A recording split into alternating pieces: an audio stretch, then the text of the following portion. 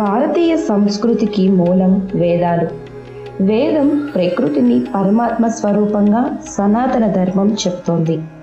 అందుకే అనాదిగా భారతీయులు చెట్లను, పుట్లను, నదులను, సముద్రాలను, పర్వతాలను పూజిస్తుంటారు. పర్వతాలకు భూధరాలని పేరు, అంటే భూమిని ధరించేవని అర్థం. వేదాల ప్రకారం విష్ణు పర్వతానాం అధిపతి, అందుకే పర్వతాలు పూజించబడుతున్నాయి. భూమి సమతుల్యతను కాపాడేవి పర్వతాలు. సాధారణంగా స్వయంభువుడిగా భగవానుడు వెలసిన క్షేత్రాలన్నీ అధిక శాతం పర్వతాలపైనే ఉంటాయి. అదే పర్వతాలపై పురాణాల కాలంలో మునులు, యోగులు తపస్సులు చేసి జ్ఞాన సముపార్జన చేశారు.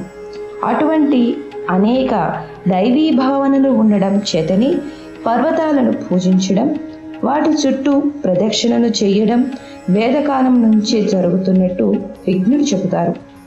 వరాహలక్ష్మి నృసింహస్వామి ద్వయావతారుడుగా వెలసిన దివ్యధామం సింహగిరి.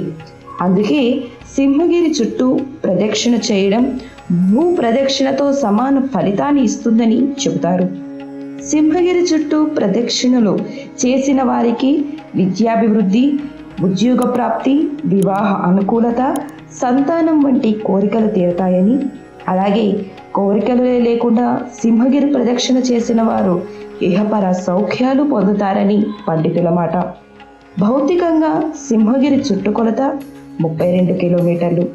సింహాచల క్షేత్ర మహత్యం ప్రకారం హిరణ్య కశ్యపుని సంహరించే సమయంలో విష్ణువు 32 రూపాలు ధరించాడని, అదేవిధంగా నృసింహస్వామి మూలమంత్రంలో 32 బీజాక్షరాలు ఉన్నాయని, అందుకే 32 కిలోమీటర్ల వ్యాసార్థం కలిగిన సింహగిరి చుట్టూ ప్రదక్షిణ చేయడం భూ ప్రదక్షిణ చేయడంతో సమఫలితాన్ని ఇస్తుందని అంటారు.